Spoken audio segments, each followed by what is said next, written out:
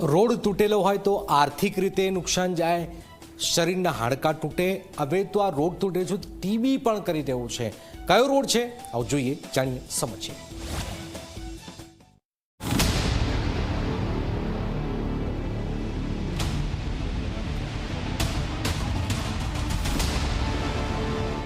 જૂનાગઢના જોશીપુરા વિસ્તારમાં આવેલો આ શાંતેશ્વર ઓગઢનગરનો રોડ જોઈને આંખો પર વિશ્વાસ નહીં થાય.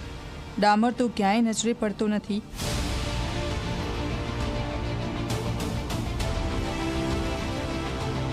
ચારે તરફ ધૂળના ગોટે ગૂટા અને ઊંડા ખાડા. છેલ્લા 1.5 વર્ષથી આ રોડની આ હાલત છે.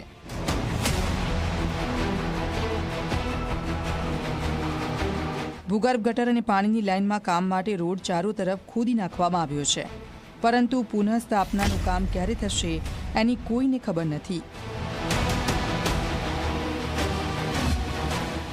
ધૂળની ડમરી આવે મોટા માથે સીધી. આખું પેકિંગ કરીને રાખ્યું હોય કાચનું, તોય ધૂળ જ એટલી આવે. કેટલા સમયથી આ પરિસ્થિતિ?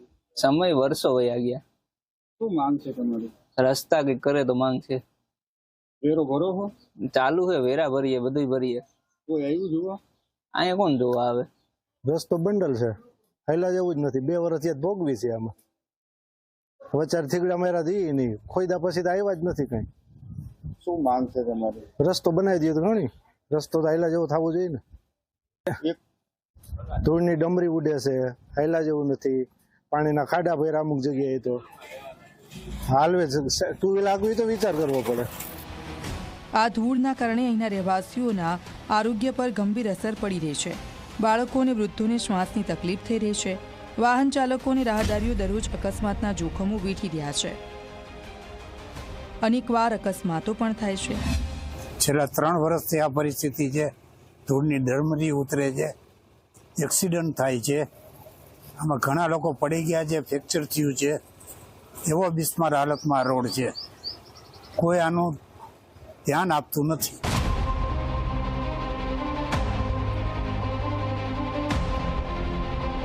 તો બીજી તરફ જૂનાગઢ મહાનગરપાલિકાના કમિશનર કહે છે કે જોશીપુરામાં સીસી રોડની કામગીરી ચાલુ છે. બસ સ્ટેન્ડથી ગિરિરાજ સોસાયટી સુધીનો રોડ તૈયાર થઈ ગયો છે અને ટૂંક સમયમાં ખુલ્લો મુકાશે. ગટર અને પાણીની લાઇનનું કામ પૂરું થતાં જ બાકીના રોડનું કામ શરૂ થશે.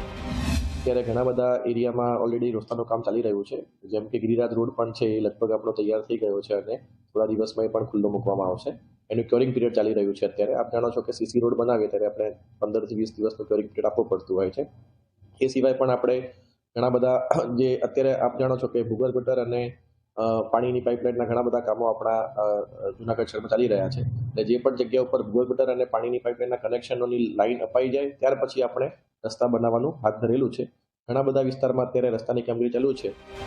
પરંતુ સવાલ એ છે કે મહાનગરપાલિકાના અડધડ વહીવટને કારણે પહેલા રોડ બનીને પછી ખોદવાની આ આદત ક્યારે છૂટશે? પ્રજાના કરોડો રૂપિયા આમ પાણીમાં વેરફાઈ રહ્યા છે. જોશીપુરાના લોકો હજી કેટલા દિવસ આ ત્રાસ સહન કરશે? અશોક બારોટ, ઝી મીડિયા, જૂનાગઢ.